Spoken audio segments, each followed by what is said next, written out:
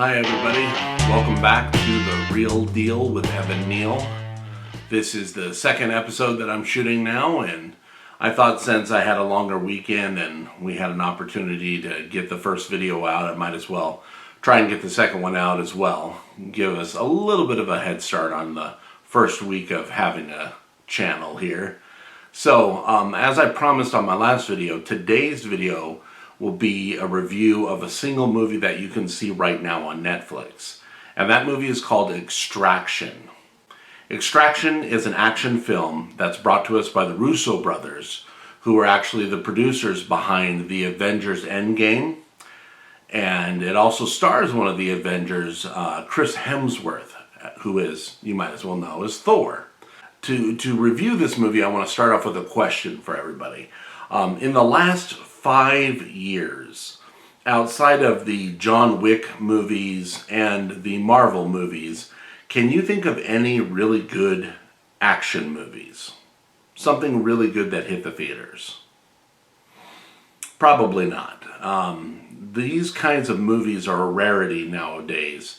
The one-man army movies, the movies that were famous in the late 80s and the early 90s, Arnold Schwarzenegger, Sylvester Stallone movies, these movies have kind of gone away. They're no longer movies that a lot of people find entertaining.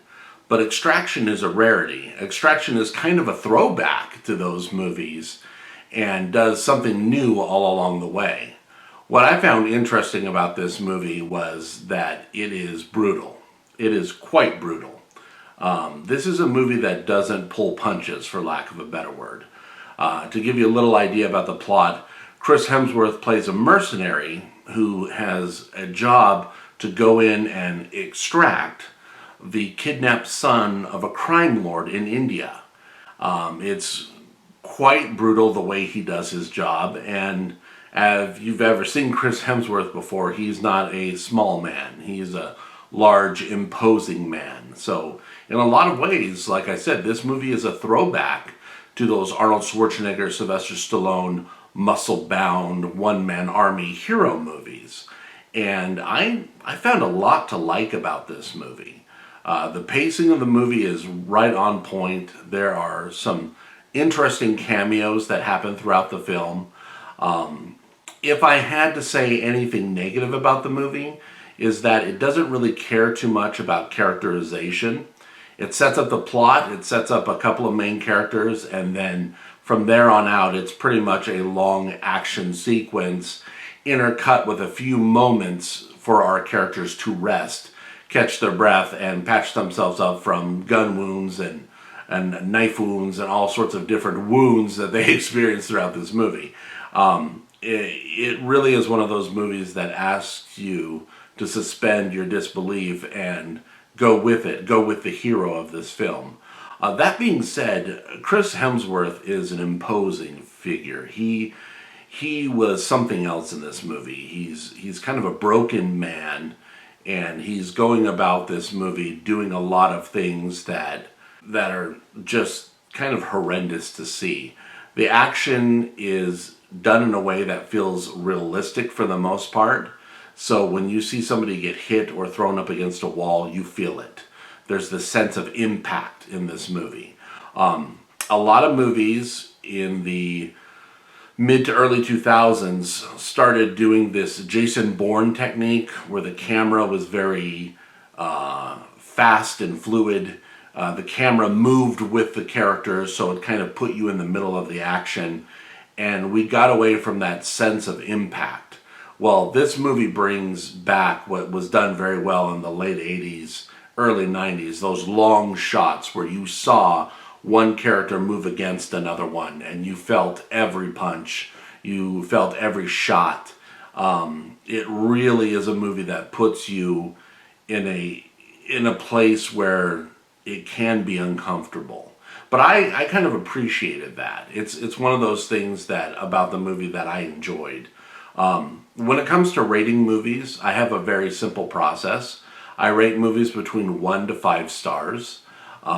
Anything about 3 stars and above, I'd like to own and keep in my own personal collection.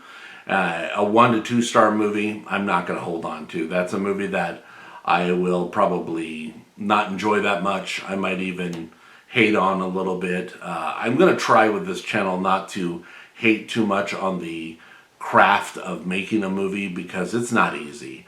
A little bit of personal background. I have shot a couple of short films myself, and it's not an easy task. Getting from point A to point Z is a difficult thing to do. Everything from the scripting to building the characters to setting up a shot to editing, there's a lot that goes into making a movie. But that being said, I was very pleasantly surprised with Extraction. Even though the title is a little cheesy and it does sound like you found that movie in a direct-to-DVD bin at Best Buy, Extraction is better than its peers. It's a movie that stands out, and the good thing is it's one that we can watch right now on Netflix. I'm giving Extraction a 4 out of a 5. There are a few things, like I said, in characterization that it didn't really focus on. It kind of sets up the pieces and just lets them go. If you like that kind of movie, it's definitely one you'll enjoy. For those of you who watch movies and you can't really shut off your brain, you're looking at all the little nuances, you'll like this movie as well because it plays very strongly to those things. It's a wise movie. It's a smart movie. It's smarter than it needs to be. That's what I'll say on it. So go now, Netflix, if you want a violent action movie that's a throwback to those one-man army movies. Extraction is going to be your movie for this weekend. If you're not a fan of those movies, hang tight, subscribe to this channel. I'll review everything from Extraction to Pride and Prejudice. We'll get there. We'll get to all of those types of movies. I watch everything that I can, but go now, enjoy a good action film, and until next time, I hope you're safe. This is Evan Neal with The Real Deal. Goodbye.